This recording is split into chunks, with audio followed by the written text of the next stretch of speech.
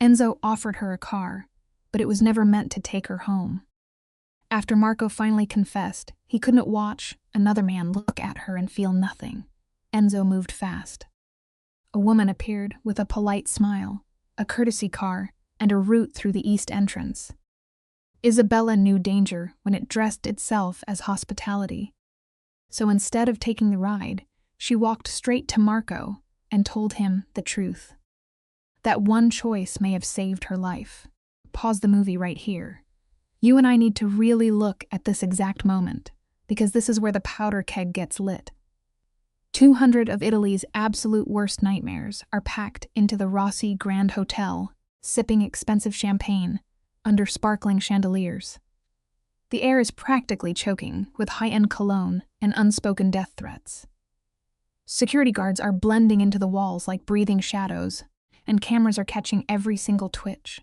Then, the heavy doors at the top of the marble stairs swing wide open, and the whole room just dies. Dead silence. She stands up there for exactly 3 seconds. Life lesson for you. It only takes 3 seconds for someone who truly knows who they are to make an entire room of monsters hold their breath. Look at how the director frames her here. Isabella Moretti is wearing this deep, blood-red dress that looks black when she moves. It is cut so fiercely, it basically screams that she is not afraid of a single soul in this room. She walks down those stairs slow, like she owns the very floorboards she is stepping on. That kind of slow walk, it short-circuits people's brains. The talking stops, the cameras flash, the men stare, and the women narrow their eyes, because they know exactly what just walked in. She steps down those stairs, holding the absolute blueprint for tearing their minds apart. And right across the room, holding a glass of expensive wine he has ignored for 20 solid minutes, is Marco Valente. He is just watching her, and the tragedy is already writing itself. Hit pause again, because this microsecond is where the real heartbreak lives. Watch Marco's hands. The glass does not move. His jaw does not clench. To anyone else, he looks like the same cold, dead-eyed mobster he always is. But then we look at Luca, standing right next to him. Poor Luca, he has spent 11 years studying every single tiny breath Marco takes. Imagine living your whole life desperate for the approval of the guy who holds your leash. That is Luca. He is so trauma-bonded to this monster that when he sees Marco freeze for those 3 seconds, pure icy terror shoots straight down his spine. The sad truth of life is that the people who love us the most are usually the ones who feel the exact moment our hearts belong to somebody else. Notice the thumb. Marco has this slow, steady way of rubbing the base of his wine glass when he is plotting something nasty. It is the one nervous habit he could never train out of himself. But right now, the thumb stops completely. That means only one thing. He is entirely, dangerously obsessed. Luca follows Marco's dead stare across the room, and it takes him 2 seconds to spot her. You can practically hear Luca's heart hammering against his ribs as he takes a desperate breath and grips his own drink.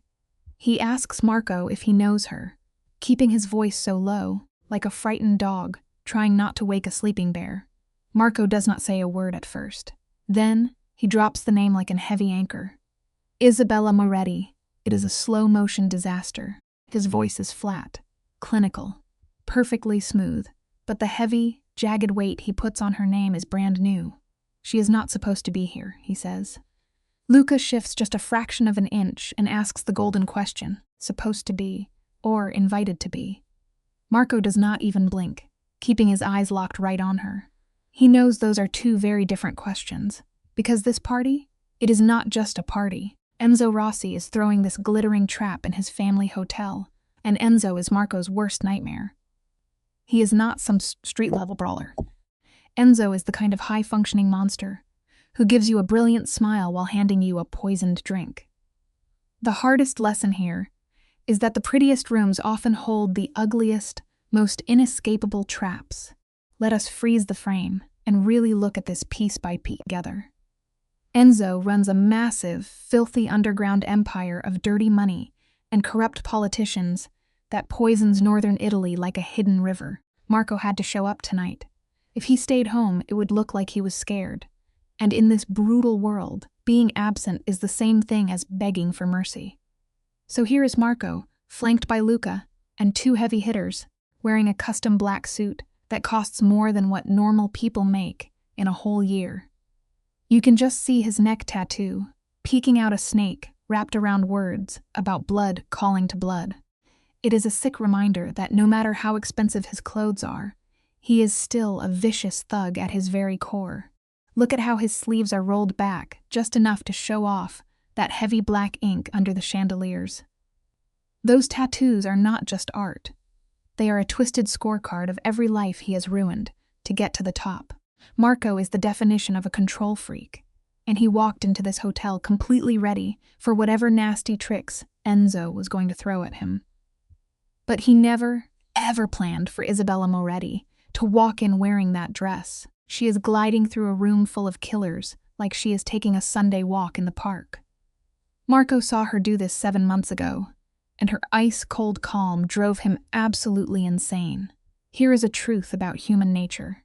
The one thing a control freak fears more than losing is a person they can never break. So who is she? Isabella exists in that terrifying gray space, right between normal life and the mob. Her dad used to wash money for 3 different crime families before he ghosted into retirement, leaving her with money, a good brain, and a razor-sharp instinct for staying alive. She has zero business being at this party. In fact, Marco explicitly ordered her to stay home 3 weeks ago when he found out Enzo invited her. Enzo was just poking the bear, playing mind games. Marco caught it instantly, called her up, and hit her with that classic, demanding tone of his. He told her straight up, "Do not go to that party." It breaks my heart watching this, because sometimes the loudest warnings are the exact things that pull us toward the edge of the cliff. Listen to how she played him. She told him she does not take his orders.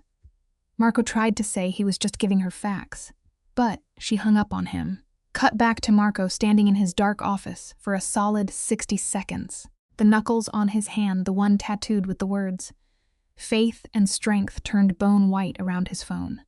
He literally had to force himself to breathe just to keep from tearing his own office apart. And now? She is right here, throwing his control back in his face, in front of 200 vicious people. Luca leans in close, totally trapped by his need to protect the man who ruins him daily. "She is heading to the bar," Luca whispers. Marco just keeps rubbing that glass. "I know," he says, "and you can feel the storm breaking. Stick with me here, because this is where their twisted brains really go to work on each other." Marco tells Luca to freeze. He is violently fighting his own crazy urges just to stand still. Across the room, Isabella grabs a glass of sparkling wine and gives the bartender a smile that almost looks real. The crazy part, she feels totally at home with these monsters. When you grow up around violence, you learn to treat danger like a math problem instead of running from it. She steps out onto the open terrace, into the heavy August heat of Milan. She lets her eyes wash over the crowd exactly how her dad taught her. The lesson we all learn too late is that intellectualizing our trauma never actually stops the bullet from hitting us in the chest. Watch her eyes. It is perfectly systematic. Lock onto a target, scan the area, build a mental map of the danger. She knew Marco was there the second she hit the bottom of the stairs. Of course she did. A guy like Marco sucks all the oxygen out of a room just by breathing. He is huge, he has those angry neck tattoos, and he wants everyone to be terrified of him. She looks right into his eyes for exactly 1 second. Not 2, not half a second.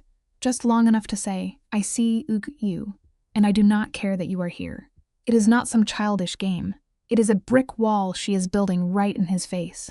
And right at that exact moment, Enzo Rossi drifts up next to poor Luca, like a ghost looking for a fresh soul to steal. The timing is just sickening. Enzo is 43, rocking silver hair and a sharp suit that feels shockingly bright, compared to the heavy, suffocating mood of the room. He holds his drink, looking exactly like a spider, watching a fly land on the sticky part of the web. He casually says out loud that Marco's girl looked right at him and kept walking.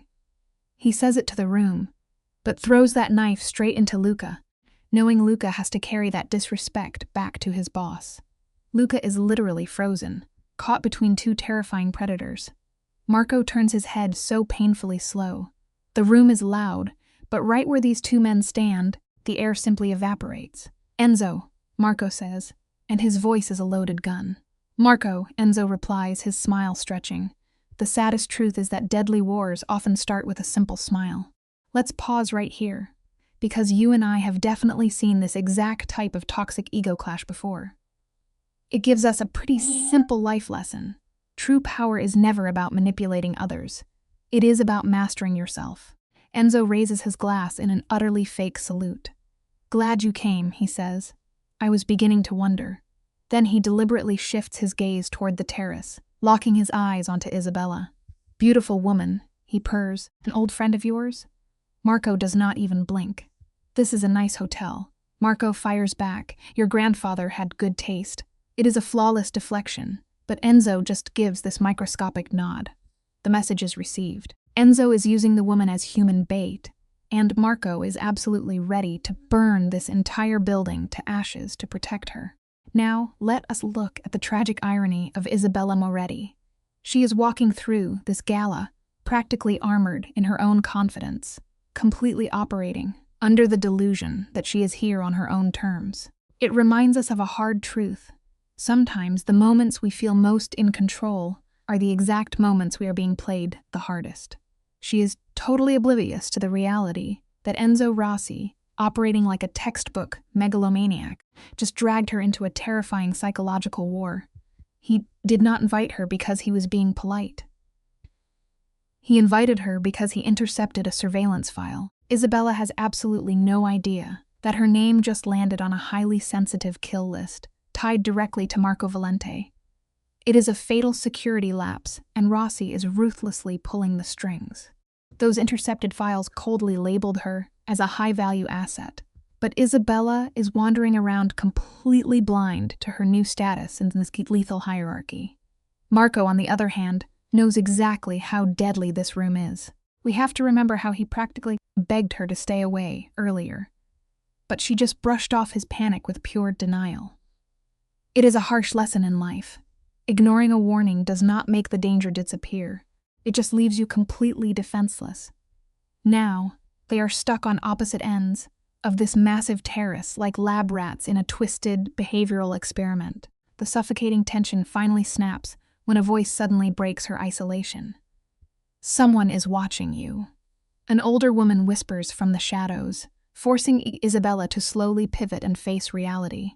The woman speaking is Giuliana Ferrante, a mafia widow with the ice-cold stare of someone who has survived decades of bloodshed. Ironically, Giuliana is one of the only people in this wretched underworld who actually cares about Isabella. Life teaches us that sometimes our truest allies are found in the darkest places. Isabella tries to play it cool, forcing a polite smile and joking that half the room is staring at her. But Giuliana just takes a slow sip of her drink. "Not like him," she mutters, pointing out a gaze that is pure predator. Isabella refuses to look. Her body already knows exactly where Marco is standing. The sheer weight of his stare hits her nervous system like a drop in air pressure. "He always operates with absolute intent," she whispers back. Watch how hard Isabella leans into her own denial here.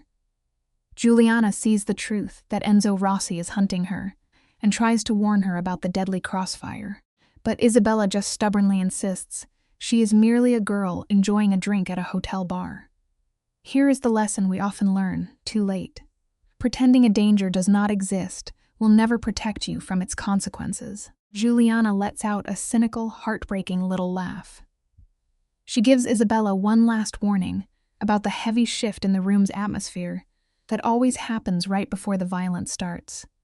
Then, the older woman slips away. Suddenly, Isabella is entirely alone on that terrace, fighting a losing battle to ignore the crushing, suffocating reality of Marco Valente staring a hole straight through her. For the next hour, the tension in that room builds at an agonizing pace. Isabella forces herself to make small talk with people entirely owned by Rossi's criminal empire. As she drinks more champagne, her senses go into overdrive. She does not even need to look at Marco to know exactly where he is. It is a classic trauma response. Your brain subconsciously tracks the biggest threat in the room to keep you safe. The painful life lesson here is that our bodies remember the danger our minds try to forget. Marco makes 2 deliberate moves across the floor, ensuring he always has a perfect view of her without ever getting close. He is intentionally starving her of contact. It is a brutal, calculated psychological game designed to completely shatter whatever is left of her nerves. This absolute silence from Marco starts tearing Isabella apart from the inside out.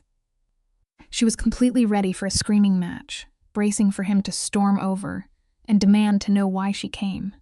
If he had just yelled, she could have fought back and used that armor of false confidence she wore tonight. But by weaponizing his silence, he leaves her with nothing to fight against.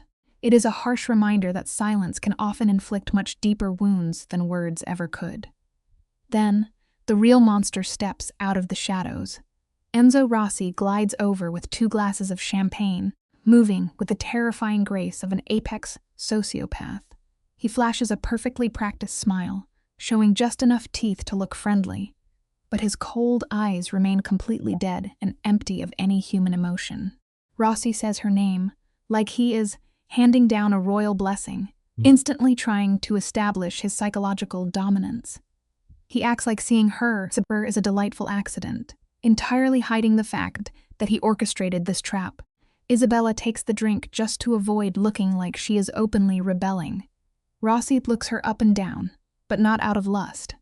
He appraises her the way a thief studies a diamond. She is merely a high-value asset. He mentions her dress, testing her intellect, and then abruptly brings up her dead father. The lesson is simple but grim. Toxic people will always use your deepest grief as a weapon to break you. Rossi casually waves his hands as he speaks, silently signaling to everyone in the room that he entirely owns both her and this physical space. Let's watch this interrogation turn brutal. Rossi claims these parties are just theater, and where you stand matters more than what you say. It is total psychological baiting. Isabella sees through his trick of using her father to dig for secrets. She blocks him, saying her dad chose farming because it was honest work. Rossi pretends to agree, but his dead eyes are calculating her threat level. True strength, as life shows us, comes from holding your ground when someone tries to manipulate your reality. He tests her again, asking if she prefers quiet corners or high society. Isabella fires back that she prefers to be wherever she chooses to be. Rossi's face twitches. He does not respect her, but he finally realizes she is not broken just yet. Rossi praises her fierce independence, staring deeply into her eyes to force a gross, artificial intimacy. He invites her to join him alone on the North Terrace. Isabella keeps her emotional shields up, coldly telling him she will think about it.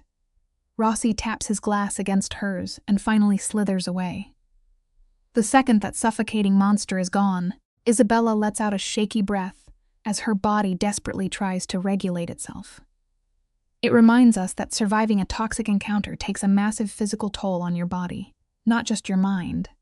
She turns around, and there is Marco, exactly 30 feet away. His face is frozen like a stone statue, but his eyes are screaming absolute murder. Right beside Marco, Luca appears out of nowhere, fully realizing just how dangerous Rossi's little stunt really was. Marco mutters his agreement, his voice dropping to a terrifyingly quiet register. Look at Luca. Here he has lived under Marco's brutal control for 11 years, developing severe Stockholm syndrome. His survival depends on reading Marco's moods, and that quiet voice triggers massive alarm bells. The tragic lesson is that prolonged trauma can make you hopelessly loyal to the very person destroying you. Luca stammers that Rossi's move was targeted. Marco cuts him off, slowly setting his drink down with a creepy, robotic calmness. Marco connects the dots instantly. Rossi intercepted their leaked files. Luca freezes in pure panic. Marco coldly forces him to face the horrible truth. Rossi knows Isabella is Marco's ultimate weakness, and he orchestrated this entire encounter just to watch Marco finally snap. Luca asks the million-dollar question, what is the play here? Hit pause and look at Marco's hands, curled inward, knuckles white under the ink, but not quite a fist. That is the shape of a man holding a monster on a leash. He tells Luca he is going to pull Isabella aside. Luca warns him she will fight back. Marco smiles, but it is the smile a wolf gives a rabbit. Then he moves. He does not rush. Watch the crowd here. It is wild how we still have that primal prey instinct. People subconsciously scatter, clearing a path without even knowing why. Here is a simple life lesson. Always trust that sudden chill in your gut. If a whole room silently spat to let a man walk through, you should probably be heading for the nearest exit. Look at Isabella. She sees this nightmare heading for her, but she does not run. She plants her feet, gripping her glass with both hands, so he will not see her fingers trembling. Marco stops us right at the edge of her personal space. He stays far enough away to look polite, but the intense gravity between them builds a soundproof wall against the party. They say each other's names with zero emotion. He stares her down, expecting her to look away, but she refuses. You can tell she is getting to him, but Marco buries those feelings deep. You attended, he says quietly. It brings up a hard truth. Sometimes the bravest thing you can do is stand your ground when your knees are shaking. Courage is not about feeling zero fear. It is about refusing to let that fear make your choices. You and I have both watched characters make this exact mistake. She defends being there, pointing out she warned him she was coming.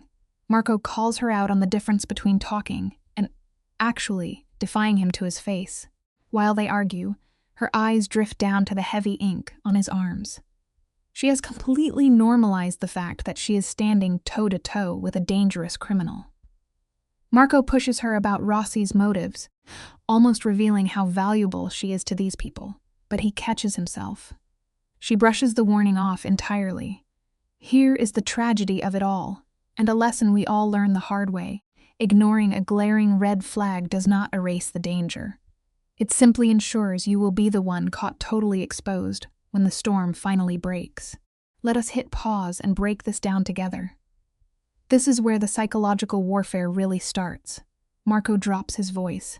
It is a classic predator move, projecting dead calm to take control.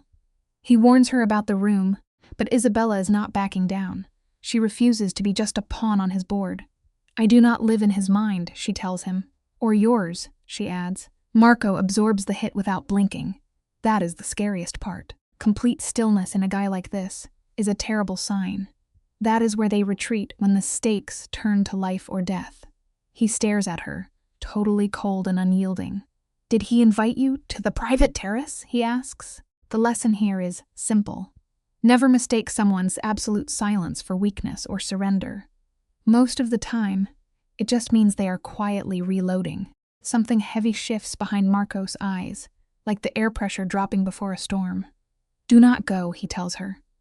Isabella keeps her voice perfectly even, refusing to play the helpless victim. I am handling it, she says. She will not accept the narrative that she is just collateral damage. Marco stares at her, his brain spinning through the dark probabilities. He warns her that the terrace has 0 cameras and 2 exits, an absolute dream setup for a predator to isolate a target. If you go there with him, I will not follow. She fires back. I know exactly what he is. Here is a vital life lesson. You can warn someone about a fire all day long, but if they are convinced they can control the flames, they are still going to walk right in and get burned. Then she delivers the fatal blow. I am also aware of what you are, she says. She looks him dead in the eye and rips his savior complex to shreds. She tells him he is not protecting her, he is just protecting his property. That word hits the air between them like a cinder block. For the very first time, Marco's armor actually cracks, just a tiny tightening of the muscle under his eye. You are not mine, he whispers, the devastation finally bleeding through. No, she replies, holding her ground. I am not. The tension is so thick you could cut it with a knife. But you came here anyway, he points out. The biggest lesson in this mess? We lie to ourselves the most. We claim we want total freedom, but we keep willingly walking right back into the very cages that broke us. Let's pause right here and really look at this scene. Marco Marco asks her the one question he is terrified of: why did she come to his room knowing he would be there? No armor, no mobster act. Just a guy stripped completely bare. And Isabella? She lets the silence stretch. She looks out over the predators down below and tells him she simply makes her own choices. Sometimes they just happen to put her right in his path. It is funny, isn't it? The lies we tell ourselves. We all want to believe we are holding the pen that writes our own destiny. Even when we are willingly walking straight into a cage, she turns and leaves him completely frozen in time. A minute passes. Then Luca slides up next to him like a shadow and whispers, "How did that go?" Marco doesn't even answer Luca. He just grabs a fresh drink off a passing tray, his thumb rubbing hard against the heavy crystal. That is a tell, a tiny self-soothing habit, screaming that his insides are tearing apart. As the clock ticks toward midnight, the Gala strips off its polite mask. The press goes home. The music drops into a slow, heavy rhythm. The only people left are the ones addicted to power. Over by a massive vase of white roses, Isabella is playing a totally different game. She is chatting with a theater designer and an art curator, putting on a flawless performance of a normal, happy person. The lesson here is simple. We all wear masks to survive. She smiles and nods, desperately, trying to ignore the wolves pacing right outside her line of sight. For a second, that innocent chat actually works. Talk about art helps her build back the mental walls she desperately needs. But you cannot trick human biology. Her nervous system is screaming at her. She can literally feel Enzo's goons running the numbers on her, treating her like a walking poker chip. And Marco? His stare is something else entirely. It is a heavy, suffocating wave of pure obsession. It is wild how love and possession can look exactly the same from the outside. Her new friend Camilla, completely clueless to the deadly tension flooding the room, suddenly lights up. She points right over Isabella's shoulder and asks, "Who is that guy?" He has been staring a hole through this table for the past 10 minutes straight. The art curator immediately hisses, "Do not look at him." That right there is raw survival instinct. But Camilla just sighs and says he looks like a gorgeous, violent painting. Against every shred of common sense she has left, Isabella slowly turns her head. Marco is standing 20 feet away, totally ignoring whoever is talking to him.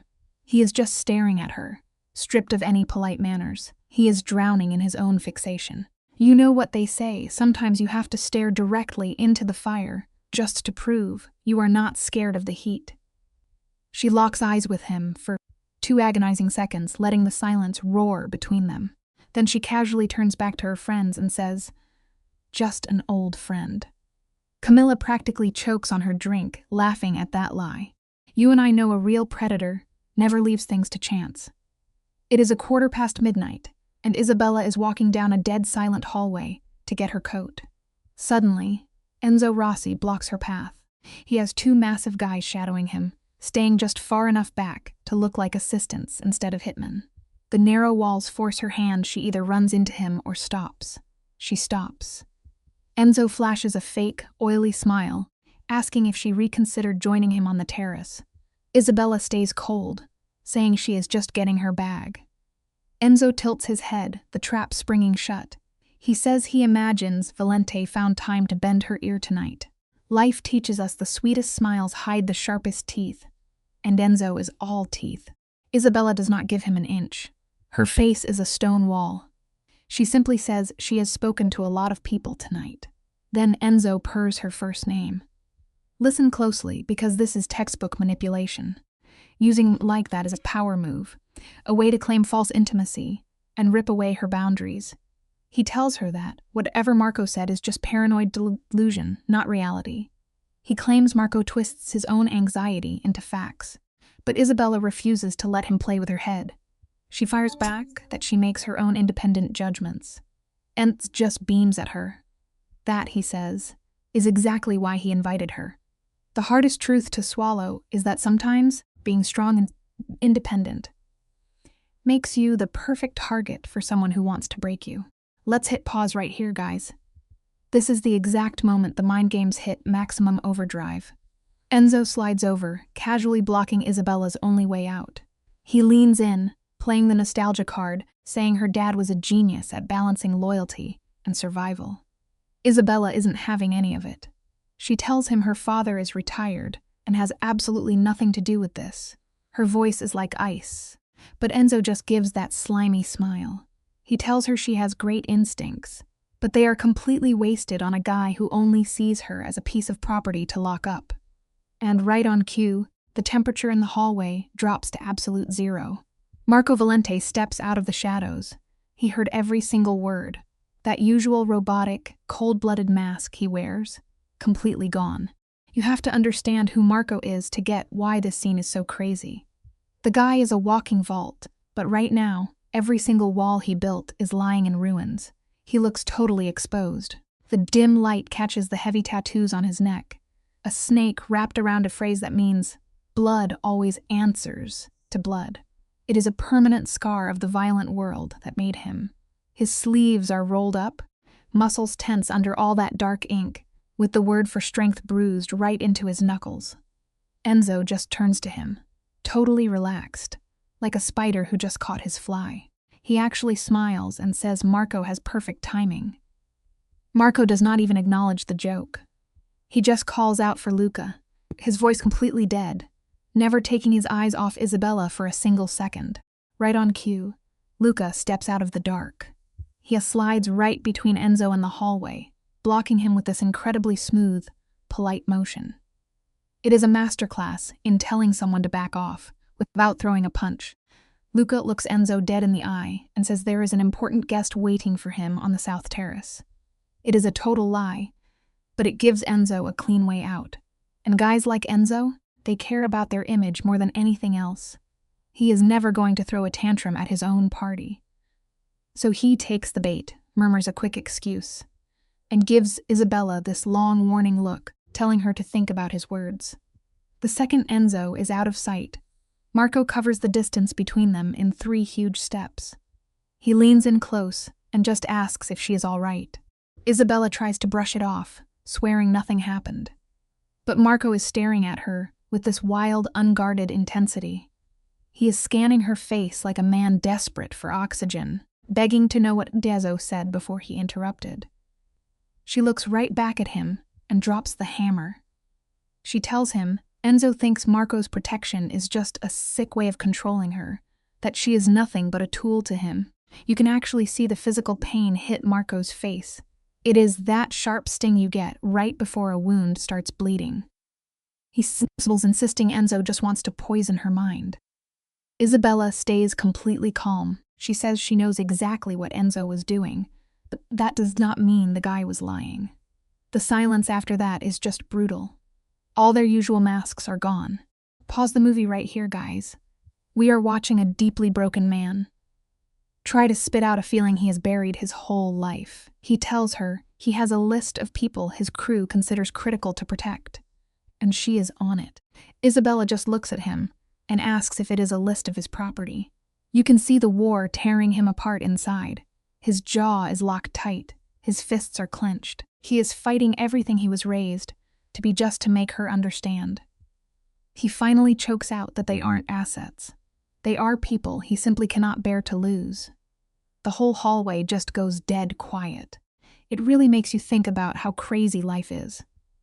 The simple truth is, the people who scare us the most are usually the ones holding our hearts in their hands. It is a bitter pill to swallow. Let's really look at this piece by piece, shall we? The real confession isn't in his words. It is in the silence between them. He says her name, Isabella, and it sounds so fragile, so different from his usual barking orders. It hits her right in the chest. All those heavy walls she built to keep him out just crumble into dust. She tries to suggest they leave, but he cuts her off. He begs her not to go to the terrace, not to go anywhere alone, and he actually clarifies that he isn't trying to boss her around. He tells her Enzo only invited her to use her as a weapon against him. He stops talking, completely choked up. When he finally forces the next words out, he looks like he is physically pulling them from a deep, dark place he hasn't touched in 20 long years. He tells her he cannot be a strategist tonight. He admits he tried to keep his cool for 3 hours and completely failed. Watching her in that room, in that dress, talking to a snake like Enzo, it broke him. Isabella asks him what he means, her voice barely a whisper. He looks her dead in the eyes, those cold gray eyes suddenly wide open. No defenses left. He admits he cannot watch another man look at her and feel nothing. She can barely breathe. She whispers his name, but he keeps going. He tells her he knows exactly what she is going to say. He knows he has no right to claim her, no right to be jealous. He lets out this heavy breath and admits she is completely right. He has zero right to feel this way. But he is telling her anyway because he simply cannot keep it inside anymore. You can hear the muffled music from the party echoing through the walls, making the tension even heavier. Isabella watches him, testing the waters. She asks him flat out what he would do if she walked back out there and danced with someone else. His jaw clenches, so hard it looks painful. His knuckles turn completely white. He tells her he would stand at the edge of the room, watch her, and feel an overwhelming urge to burn the whole place to the ground. Isabella tells him that is exactly what terrifies her. She says it isn't just normal jealousy. It is something darker, an obsession with owning her. She starts to say she isn't his property, but he finishes the sentence for her. His voice is raw. He tells her he knows that. He agreed to her rules, and he is trying to respect them. He pushes through the pain, telling her that when Enzo was standing that close to her, every instinct in his body wanted to rip the guy apart. He cuts himself off, dragging a hand hard across his jaw. Watching him hold back his own violent nature feels almost too private to witness. Isabella just takes it all in. She sees how much effort it takes him to stay standing, how the sheer exhaustion of holding back his darkness is finally catching up with him. She tells him she needs time to figure this all out. And Marco? He just nods. He tells her to take all the time she needs. No pressure, no demands. It is a crazy thing to watch. He finally realizes that the only way to keep the woman he loves is to stop trying to control her. That is a tough lesson we often learn way too late in life. Isabella gives him a tiny nod, turns around, and starts walking back to the party. Right at the door, she pauses, not even looking back at him. She tells him to stay in the main hall, promising to find him before she leaves. Then she is gone, swallowed back into the crowd. Marco just stands there, totally frozen. Only when she is out of sight does he finally let out a breath, his shoulders dropping. A second later, Luca steps out of the shadows to check on him. Marco simply says she promised to find him later. Luca doesn't say a word, letting the silence hang. Marco mutters that it is enough for tonight. But look closely at his face, guys. The man is still wound up so tight. He knows deep down that this night is far from over. And the real trouble hasn't even started yet. Now we have to talk about Enzo Rossi. The guy is a textbook narcissist, and he has been watching this entire emotional breakdown from the shadows. He saw Marco's armor crack. He saw the exact second the big, scary mobster showed his soft underbelly. And Enzo? He immediately goes on the attack. He steps out onto the south terrace, pulling a phone to his ear. He is walking slow, totally relaxed, like a wolf that just found a weak spot in the fence. The call connects on the second ring. Enzo doesn't even bother saying hello. He just tells the person on the other end that Isabella is incredibly valuable to Marco, way more than they ever guessed. You can just feel the trap snapping shut. It is a harsh reminder that showing your true heart to the wrong people can easily get you killed. Enzo stays on the phone, telling his crew they need to be extremely careful. He orders them to get the cars ready for when Isabella leaves the party. He knows she will walk out alone, and he knows Marco will not chase after her right away because of the rules they just agreed on. That tiny window of hesitation is exactly what Enzo is banking on. He looks out over the city lights, plotting his next move. He tells his guys not to hurt her physically, just to scare her. He wants to break her mind so she realizes who is really in charge. He hangs up with this sick, predatory smile. Meanwhile, Isabella is totally clueless about the trap. She is just scanning the room, trying to make sense of all the heavy emotional baggage Marco just dropped on her. She has absolutely no idea what is coming next. Picture this, guys. You are watching a car crash in slow motion, but the driver is fully aware she is about to hit the wall.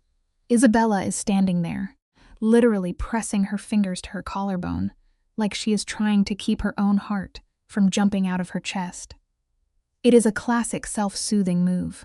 She knows deep down, she absolutely knows that this toxic, twisted trauma bond is wrapping right around her neck. Look at how Marco completely owns the space. He makes her wait for his answers. It is textbook conditioning, and the scariest part, she knows it is happening, but refuses to admit he has already breached her defenses. Sometimes, the lies we tell ourselves are the only things keeping us from completely falling apart. So what does she do? She takes a deep breath, fakes total control, and tries to ignore the guy. Over by the wall, Marco is playing the untouchable boss, with his loyal shadow Luca standing there like a guard dog. Marco is purposely looking everywhere except at Isabella, which ironically makes her obsess over him even more. It is brilliant psychological warfare.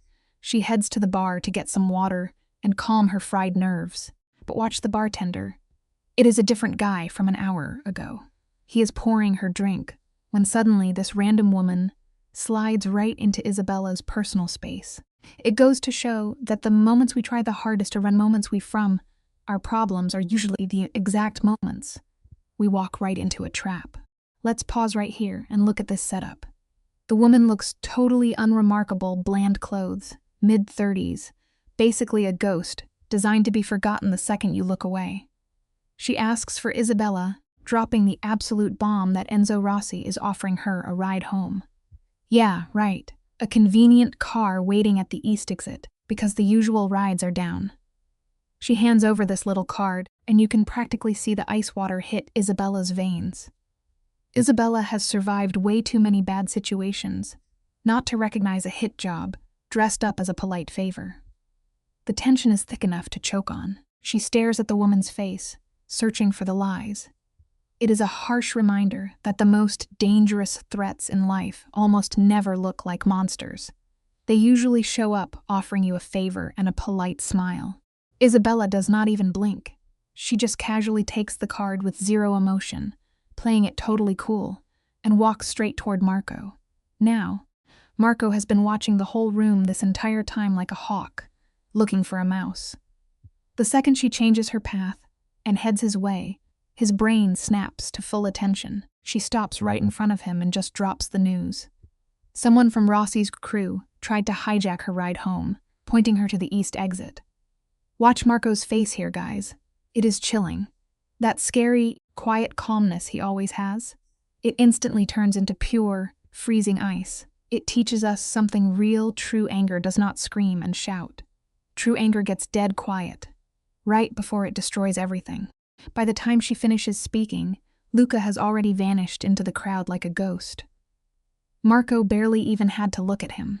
He just absorbs the fact that she is turning down a rigged-in ride. When she reminds him she is not stupid, Marco actually agrees, staring right through her. He tells her he has a safe car and it will take her anywhere she wants to go, even far away from him, with zero strings attached. Notice how his tattooed hands are literally clenching while he says this. He is giving her an out. She refuses to take it, locking eyes with him.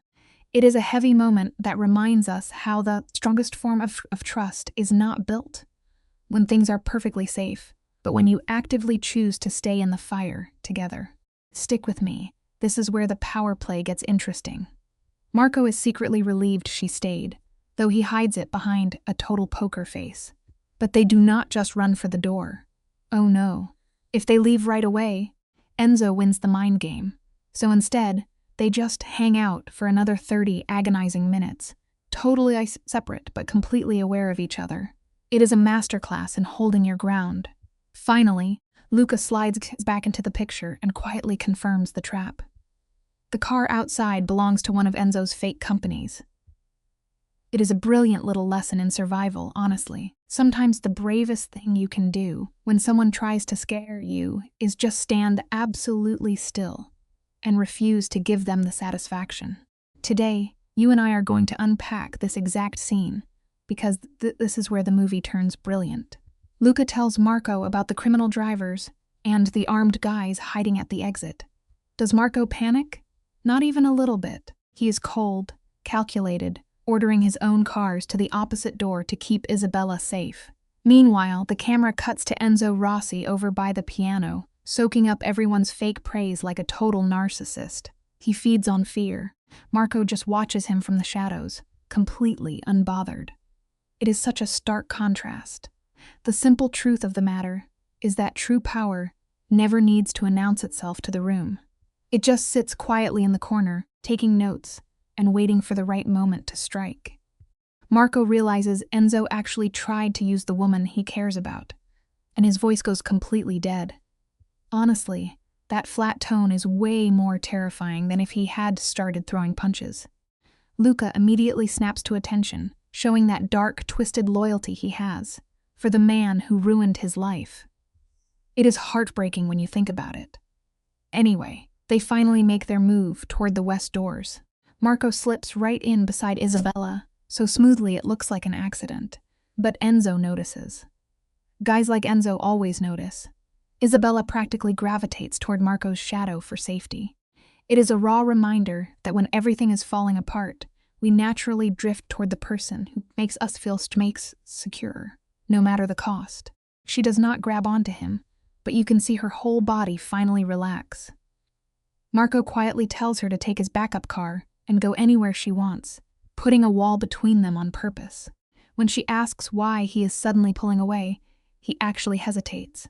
For a guy this ruthless, that tiny hesitation is a massive crack in the armor. They walk into this quiet, dark hallway, leaving the loud party behind. And Marco does something shocking, he admits. The night was just too much for him to handle. A mob boss admitting he is overwhelmed? That is huge. It shows us that, no matter how tough we pretend to be on the outside, every single person has a breaking point where the noise of the world just becomes too heavy to carry. Listen up, guys, because this part hits hard. Marco tells her she needs to get away from his darkness, showing a level of empathy you would never expect from a guy who solves problems with bullets. He just wants her safe from Enzo's sick games. She stops in the hallway and really looks at him, taking in all those violent tattoos. The snakes, the heavy ink, the words on his knuckles. Those are not just art. They are a permanent shield he built to keep the world out. He always claims he does not feel anything, but his actions scream the exact opposite. It is a beautiful, sad lesson. The people who build the highest, thickest walls are usually the ones who are the most terrified of getting hurt by the people they care about. Let's look at this piece by piece, shall we? Isabella finally takes a stand. She tells him she came to this awful party on her own terms, but admits she wore that specific dress just to get his attention. Marco freezes completely. She is essentially saying she is. She is conflicted. She does not want to be owned, but she definitely wants him. Marco promises to give her all the time she needs, even if it means staying exactly how they are right now, stuck in this agonizing middle ground. He admits it will kill him not to look at her, and that right there shatters her heart. It proves that raw, honest vulnerability, especially from someone who is supposed to be dangerous, is the most powerful way to completely disarm someone's defenses. It wasn't exactly happiness, and it wasn't pain. It was just the feeling of letting go of a breath you have been holding for hours. Marco looks at her with those heavy, stormy eyes, and gently tells her to go home and text him when she is safe. She walks out into the dark. But the absolute bitterest part, the second she is gone, Luca is right back at Marco's side. He tells Marco she is clear, and instantly, Marco's face changes. He asks about Enzo and the guys at the other door, switching right back into a cold-blooded killer. It is a terrifying pivot. Life is like that. Sometimes we can experience a moment of pure, beautiful connection, but the harsh reality of the world is always waiting, right around the corner, to drag us back. Let's pause right here, guys. Look at Marco's face. 1 second. He is giving Isabella this rare, genuine warmth, and the next, boom, the mask drops, and we are staring at a stone-cold sociopath. He barks for the intel, And over the next 40 minutes, Luca and his boys run a masterclass in data gathering.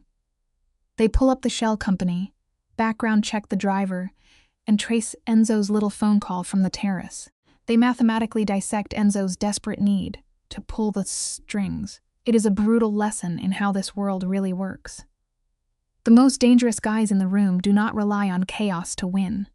They operate with the quiet, terrifying precision of a surgeon. Sometimes the quietest threats are the ones you never see coming. The operation is chillingly methodical, which is Marco all over.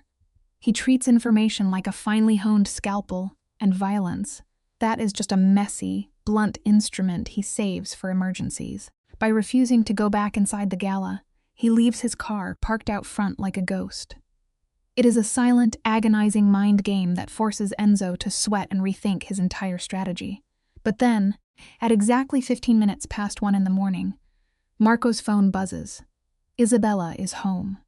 Just 2 words from her, and you can actually see this mobster's tightly wound nervous system exhale for a fraction of a second. He types one single word back.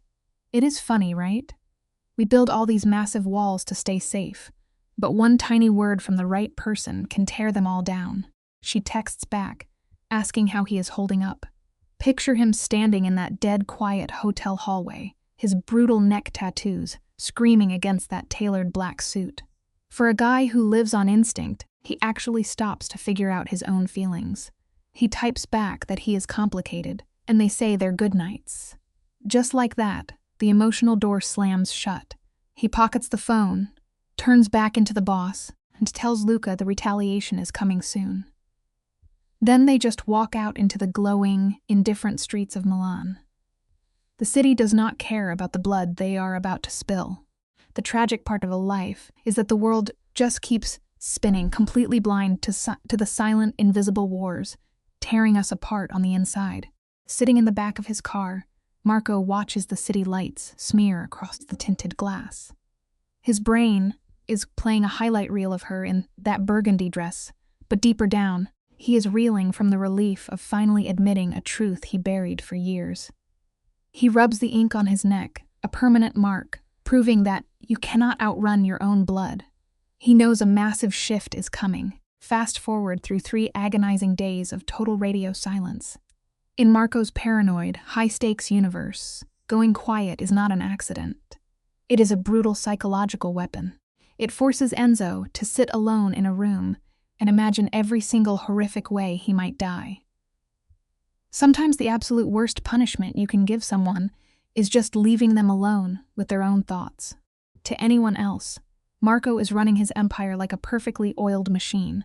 He flashes those tattoos in meetings to keep the fear alive, and his poker face is flawless. But Luca is tied to his boss by this tragic, intense loyalty, and he sees the tiny cracks. He wisely keeps his mouth shut, while the crew systematically builds the retaliation against Enzo. They know Enzo has too much political armor for a quick hit, so Marco weaponizes his patience. This is where we have to stop and take notes. In their brutal world, acting on pure impulse is a guaranteed death sentence. The guys who survive understand a hard truth. True victory does not come from throwing the first punch, but from patiently waiting until your opponent drops their guard. Enzo is sitting in his mansion, totally blinded by his own desperate ego, actually believing he won the night of the Gala. You almost feel bad for the guy, because Marco is slowly, surgically tearing that delusion to shreds. On day 2, Enzo cracks. He sends this painfully polite message begging for a sit-down, just a man terrified of losing his grip. Marco tells Luca to match the tone but offer absolutely nothing, letting Enzo drown in his own panic. Then, on day 3, Isabella calls. Marco picks up instantly. She says she has been thinking, and his fast, steady reply shows how deeply they are locked into each other's heads. He listens to the wind and traffic on her end of the line. Real connection is not about big speeches, but sharing the quiet spaces together. Through the phone, he hears the muffled heartbeat of the city. She asks to meet somewhere neutral, miles away from Enzo's territory or Marco's usual haunts. She picks this humble little spot near the canal, which is a brilliantly smart move. The tables are spread out, the vibe is low stakes, and it is entirely her turf. He agrees to 7 o'clock and actually shows up early, grabbing a table with a clear view of the water. Now, look at how he is dressing for this battle. He is still wearing his armor, that sharp black suit, but the collar is unbuttoned and the jacket is tossed aside. He is intentionally lowering his physical shields. It takes a massive amount of courage to walk into a room and willingly let someone see your soft spots. The golden evening light hits him, putting every single tattoo on full display. The serpent on his neck, the violent letters on his knuckles wrapped around his glass. He is not hiding the monster anymore. Then Isabella walks in at exactly 7, and she is not wearing the theatrical armor from the gala. She looks simple, real, and totally unguarded, which honestly hits him harder than any weapon could. She sits down, and they just stare at each other. Neither one wants to break the crushing, heavy silence. When Marco finally tries to offer a sweet compliment, she gives him a faint smile and cuts him right off. She says they need to talk first. It is a harsh lesson, but a necessary one. You cannot build a real foundation without laying down your boundaries first. Stick with me here, guys, because this is where the tragedy really locks into place. Marco looks out at the water and asks what is on her mind, making her feel like she is driving the car. Isabella folds her hands tightly to keep from shaking. She looks him in the eye and says she is not his property. She is not some asset he can just manage. Marco, playing the long game, simply nods and agrees, but then she pushes it, saying there is a difference between being a possession and choosing to belong to someone. And man, that breaks your heart. She thinks she is taking her power back, but she is just painting the bars of her own cage. We all do this sometimes, convincing ourselves that jumping into the fire was our own brilliant idea. She lays it all out, telling him she spent 3 days obsessing over how he treats her like an object, tossing her on a protected list without even asking. Now, watch Marco carefully. A lesser man would get defensive and start yelling. But Marco uses the most terrifying weapon he has: sudden, brutal honesty. He looks at her and softly admits he was completely wrong. You can see her entire defensive wall shatter in real time. She blinks, totally derailed. He leans in, pressing his hand to the table, and confesses he was not trying to protect her at all. He was just trying to protect his own feelings. It feels like this beautiful, vulnerable breakthrough. But the darkest part of human nature is that honesty can be weaponized just as easily as a lie. He goes deeper, explaining how terrified he was of the emotional cost of losing her. And then he just stops talking. He lets that heavy silence hang in the air. She studies his face and asks when he figured this out. Marco traces it back 3 days, handing her all the credit for opening his eyes. Do you see the tragedy here? By telling her how smart she is, he makes her feel like she cracked his code. The evening light on the water calms her racing heart. She firmly says she does not want to be on any list, and he promises she is off it. When she asks where she stands now, he waits. He just lets the tension stretch out, drawing her closer. It is a painful lesson that the most dangerous traps in life are the ones we willingly step into, hoping for love. He finally answers, telling her he just wants her in his life, entirely on her terms. It sounds like this perfect, equal partnership. She points out how much he has changed his tune, and he smoothly agrees. But when she asks what this life actually looks like, he pauses to feed her the exact right dose of reality. He talks about quiet dinners, but admits the edges of his world are sharp and dangerous. He promises to ask for her input before he acts, warning her that he will probably suck at it, but he will try. It is that classic, self-deprecating confession of a flawed man, and it works like a charm. Her defenses melt away. It breaks your heart to watch, knowing that sometimes the exact thing we desperately want to hear is the thing that seals our fate. Let us pause right here, because this is where the brain does something wild. He admits he is going to be an absolute disaster at this normal relationship thing. And she actually laughs. They sit down for dinner, talking about books and travel, like he does not have bodies buried across town. Look at him sitting in the warm light. The serpent tattoo on his collar, the ink across his knuckles, it is all on full display. But to her, the armor of a violent predator just looks like her guy, Marco. This is the absolute peak of the trap, folks. The victim visually wipes away the very danger holding her hostage. By the time they stand by the water, the shift is done. She says his name, and the trap snaps shut. Here is a truth. For you, we often ignore the reddest flags when we are the ones who painted them green. Isabella finally gives him her yes, but she immediately slaps a condition on it, telling him she is a woman making a choice, not a piece of property to be guarded. She even threatens to walk away if he goes back to his old habits. Marco just stares right back, soaking up her ultimatum with terrifying calm. He tells her the high cost of this agreement is exactly what makes it real. It is a brilliant, terrifying mirror trick. He takes her desperate need for meaning and bounces it right back into her eyes. She nods, sealing her own fate. You and I need to really look at this, because the lesson is chilling. The most unbreakable prisons in life are the ones where the captive honestly believes they hold the key. She thinks she just won her freedom, completely blind to the fact that she is just picking out the curtains for her cage. Marco lets out a breath, showing the exact controlled relief of a man who just pulled off a massive psychological heist. Fast forward 12 days, and we get a front row seat to the absolute monster she just tied herself to. The war with his rival, Enzo, is over. Not with bullets in the street, but with a terrifying, bloodless execution. Marco uses financial records and hidden cameras to choke out his enemy completely. Politicians suddenly stop answering the phone. Backroom deals happen in dead silence, with everyone bowing down without a single shot fired. This is the scary part about a guy like him. He can sit by the water playing the sweet boyfriend, while wiping a man off the map from the shadows. The takeaway here is simple but brutal. You cannot love a monster without eventually becoming part of the machine. Let us break down how a real apex predator actually hunts. Enzo did not go down in a blaze of glory. I have spent years looking at these crime stories, and let me tell you, loud brutality is for amateurs. Marco chose to suffocate him slowly. Supply lines dried up in a day. Business partners turned into ghosts overnight. Then, Marco delivered one incredibly specific message. Isabella is untouchable. If Enzo so much as looked at her shadow, his entire financial world would burn to the ground. Enzo knew he was dealing with a man holding a royal flush, so he did what any surviving rat does: he ran. If there is one thing to learn from this mess, it is that real power never needs to shout.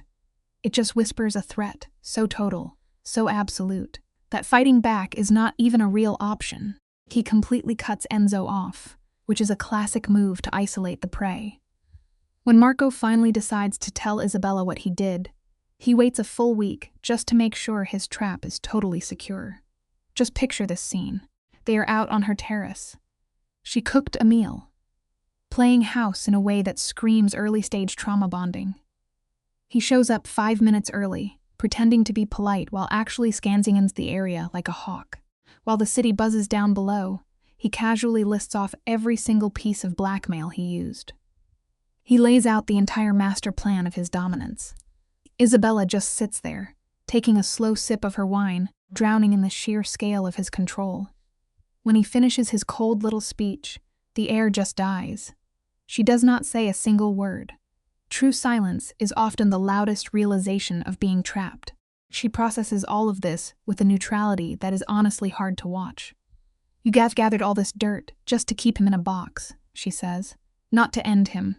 Marco just nods, showing that terrifying, practical side of a cold mind. Wrecking a guy costs money. Keeping him on a leash pays dividends. She calls him out for justifying his darkness, and he simply agrees. But then she pushes the fatal button. She asks about the spy file that had her own name on it. He promises he burned every single copy. A total wipe of the evidence. Then she asks the real question. Why did you hide this from me for months? Marco completely freezes. The heavy black ink on his neck catches the dim light, a glaring reminder of the beast he is trying so hard to hide. The lesson is sharp secrets are just emotional debts. And eventually, they always come due. The silence between them just hangs there, heavier than lead. The dark words tattooed across his knuckles are resting inches from her hand. Finally, the iron wall cracks, and he tells the truth. Admitting she was on that list means admitting he lost control. He swears he never ordered anyone to follow her. One of his own guys just noticed Marco slipping, tracking his obsession and writing it down. For a guy who controls everything, being read like a book is absolutely terrifying. Isabella watches this violent man admit his weakness. And then, in a move that will break your heart, she reaches across the table and covers his hand with hers. She comforts the very monster who built the maze she is stuck in. It is a tough pill to swallow, but sometimes we mistake a captor's single tear for actual redemption. Her touch is incredibly deliberate. She is literally anchoring herself to the violent hands that ruin lives. "I am not going anywhere," she tells him. Marco slowly turns his hand over, lacing his fingers through hers, locking her in with total finality. "I know," he whispers back. They just sit there above the glowing city, two totally broken people swimming in their own toxic pool. "Listen, do not mistake this for a romance. This is the heavy, quiet click of a trap springing shut. It hits on a terrifying truth about human nature. Half the time, we do not fall in love with an actual person. We fall in love with the unshakable certainty they offer us when we are lost." 2 months after that quiet evening, Marco finally makes his ultimate move. It is not some flashy movie moment. It is a cold, precise execution of his final plan. Marco has spent his whole life watching other bosses put on flashy shows, and he hates that. So, he corners her in the most boring place imaginable, his own kitchen. She has been hanging around there so much that she actually feels safe. He is just brewing coffee while she reads some papers. It feels like any normal Tuesday, but then he sets his mug down, freezing his eyes right onto her. "I want to ask you something," he says softly. Isabella looks up. Over time, she has learned to read his tiny facial twitches, a classic survival skill victims learn to avoid a captor's wrath. She sees the shift in his eyes, quietly folds her papers, and gives him her full attention. The apex predator is right at the threshold, and he is about to lock the final door. Remember, the most dangerous traps always look like home. He leans back against the marble counter. Every dark inch of ink on his neck and hands is out in the open, screaming that this is a guy who breaks every rule. Yet, in this calculated move, he plays the soft, open book. "I know you are not mine," he says. That is a brilliant trick to make her feel independent. He spins this demand as a gentle question, slipping past all her mental alarms. Isabella stays frozen, weighing the crushing reality of the moment. "Then ask it," she tells him quietly.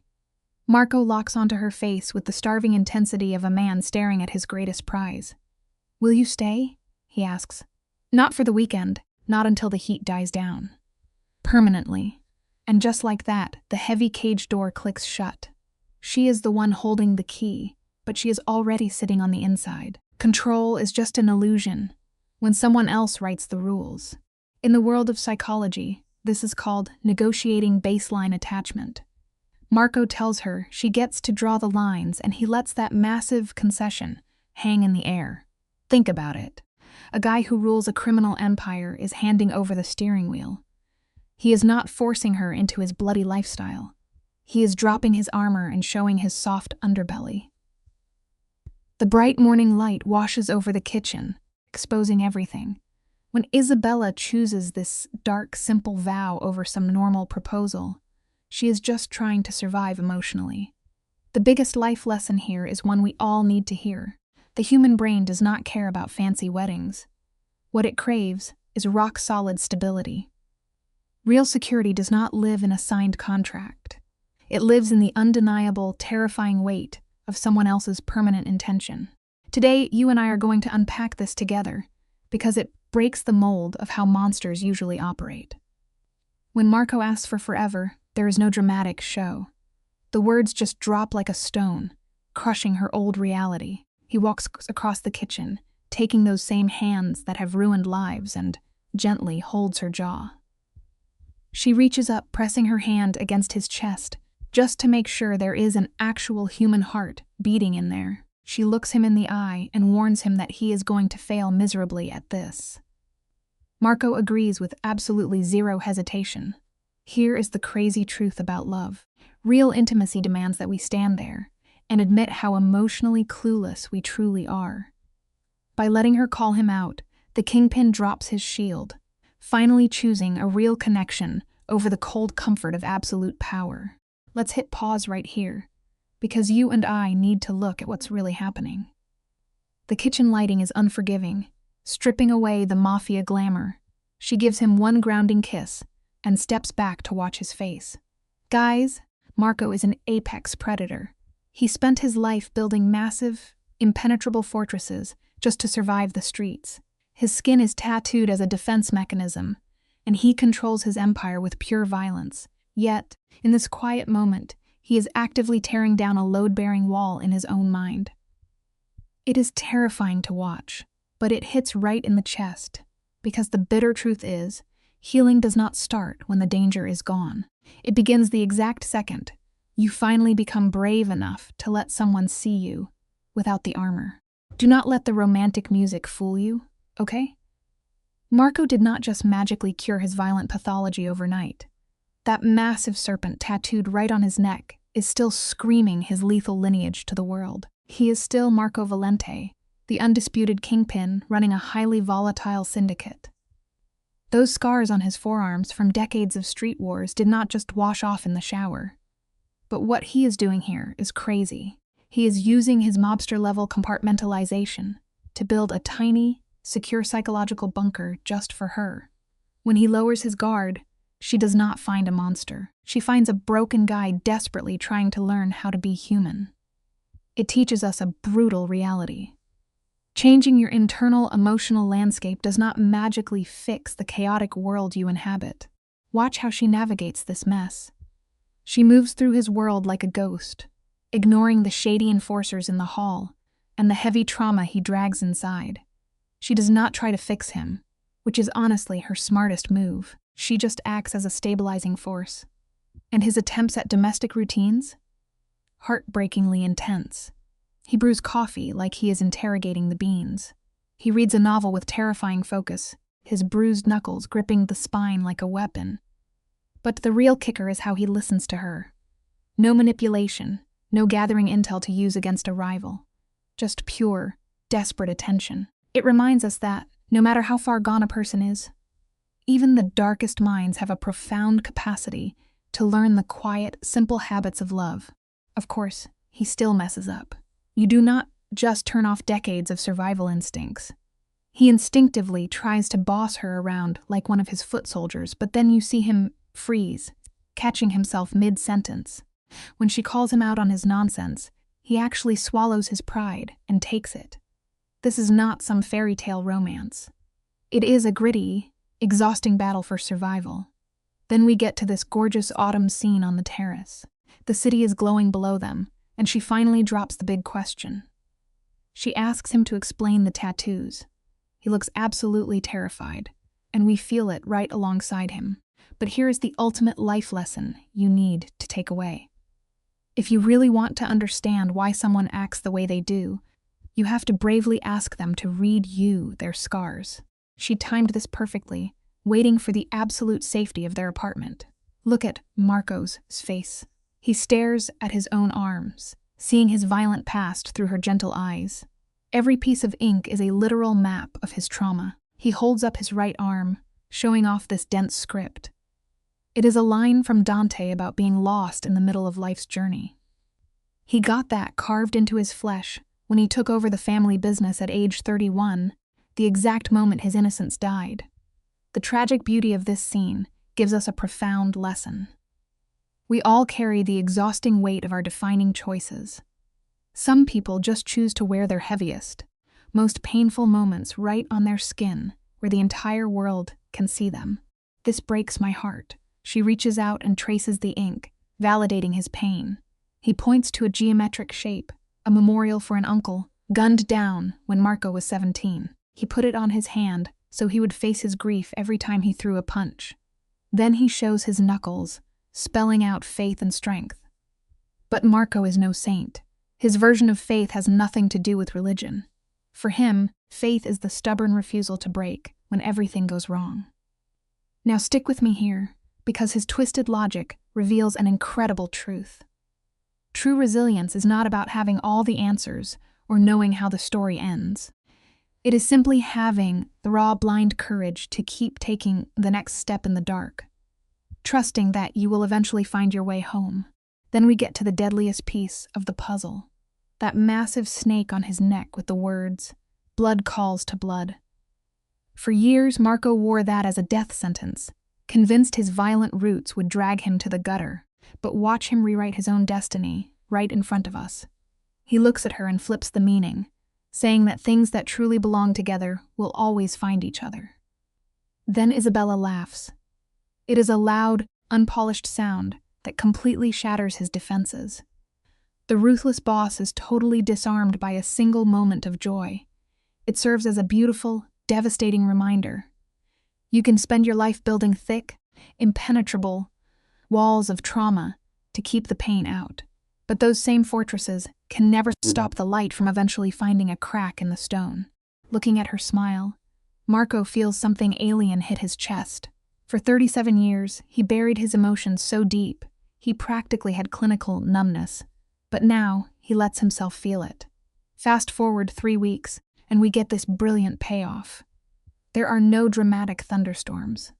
They are simply walking down a freezing street on a Sunday when he finally snaps. Without any strategic planning, without running a risk assessment like he does with his rivals, he just blurts out that he loves her. He surrenders his entire kingdom in one single breath. The lesson here will wreck you. The most authentic, life-changing human connections do not require a perfectly rehearsed, cinematic script. They just demand that you stand there in the cold and offer your absolute honesty. She stops dead in her tracks, locking eyes with him. She strips away the myth of the dangerous mob boss and looks at the terrified man underneath. When she casually says she already knew, his brain short-circuits. She had him figured out months ago, that explosive fight at the Gala. When he acted jealous back then, it was not toxic possessiveness. It was his desperate heart trying to break out of solitary confinement. She saw it, but let him figure it out on his own timeline. It is a brilliant display of empathy, teaching us something we all struggle to accept. Sometimes, loving a broken person deeply does not mean dragging the truth out of them. It means holding up a safe mirror, standing quietly, and patiently waiting for them to finally recognize their own reflection. Notice how he does not get defensive when he realizes she was a step ahead. When she finally says the words back, they do not explode like the violent crises he deals with every day. They sink into his bones like an anchor. He steps into her space, but look at his body language. It is entirely gentle, asking for permission instead of demanding it, completely defying his brutal mafia conditioning. It is a beautiful moment. But then winter rolls in, and the movie cuts back to reality. Marco is standing in his fortified office, pulling the strings of his lethal empire once again. The walls are back up. But it hits different now, offering us a deeply grounding lesson. True peace in life is not about magically stopping the war raging around you. It is about finding a quiet, secure sanctuary to survive within it. Let's look at this scene together. Marco stares out the window, realizing the best thing that ever happened to him was the one thing he could never control. His top enforcer, Luca, walks in. The streets are quiet. Then Luca awkwardly asks how Isabella is doing. Guys, even a hardened mob killer recognizes that this woman saved their boss's sanity. Marco smiles a real, genuine smile and tells Luca to clear his schedule for the night. When Isabella walks through that door, carrying groceries and ready to argue about philosophy, the contrast is staggering. This cold fortress is suddenly full of warmth. It leaves us with a vital truth. The ultimate victory over a dark, painful past isn't pretending it never happened. It is building a vibrant, thriving life right on top of the ruins. Let's pause one last time and watch his face when he opens that door. You can literally see his brain rewiring itself. Love has permanently bypassed his mafia defenses, settling deep into his soul. Isabella drops her bags and starts complaining about her day, but he pulls her in, stopping her mid-sentence. Then she lets out that laugh. I watch a lot of dark movies, guys, but it is rare to see a sound so pure it changes the temperature of a killer's universe. He watches her unpack, and he does not want to hoard her like cartel territory. He just wants to keep her safe. It wraps up the story with the simplest, hardest lesson of all. Genuine love is never about ownership or control. It is just about finding one real, solid reason to become a better human being. Let us hit pause, because you and I need to look at the irony here. Marco spent his life treating human beings like chess pieces. Yet here he is, leaning against a counter, waving the white flag over a dress. He finally admits that her clothes were not an attack on his ego, but a pure statement of who she is. For a control freak, admitting that blind spot is massive. Isabella watches him, seeing this cold operator finally crack. He mutters that he is a work in progress. She steps up, pressing her hand flat against his chest right over his beating heart. It hits you right in the gut, leaving behind a simple truth. The deepest connections we make only start the second we stop trying to own someone and simply respect their independence. Watch this part, because it is quietly devastating.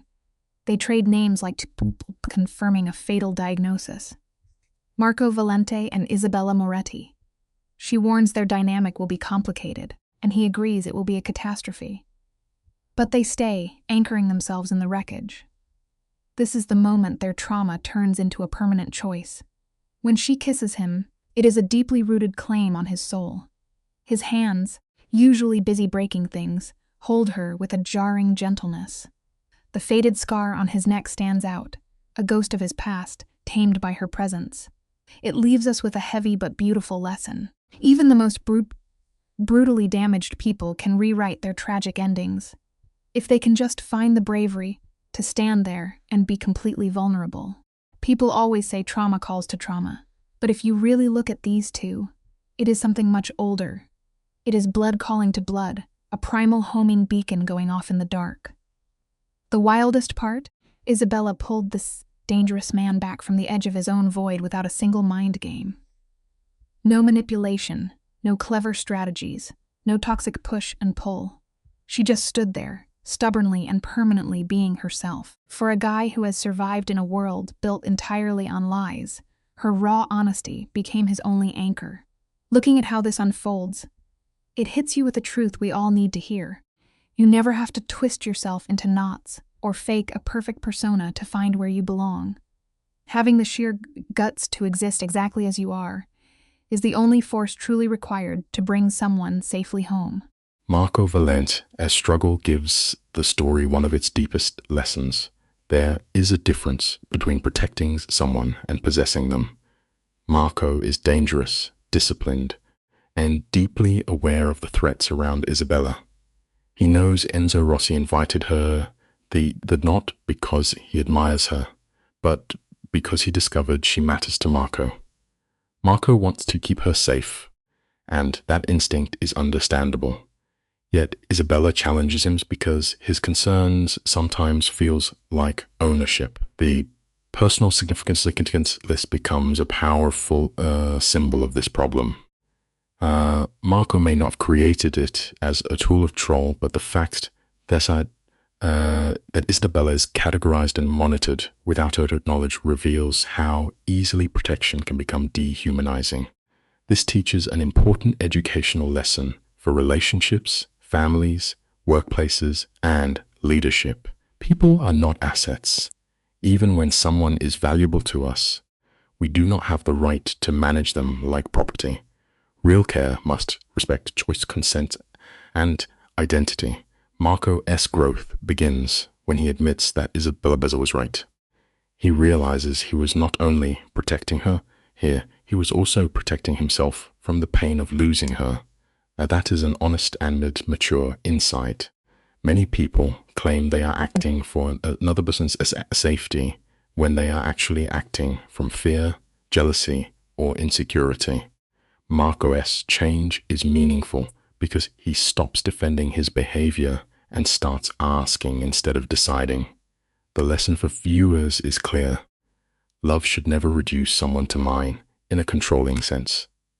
Healthy protection gives information, options, and respect. It does not create secret lists, make silent decisions, or treat the other person's life as a territory to defend. True love protects freedom as carefully as it protects safety.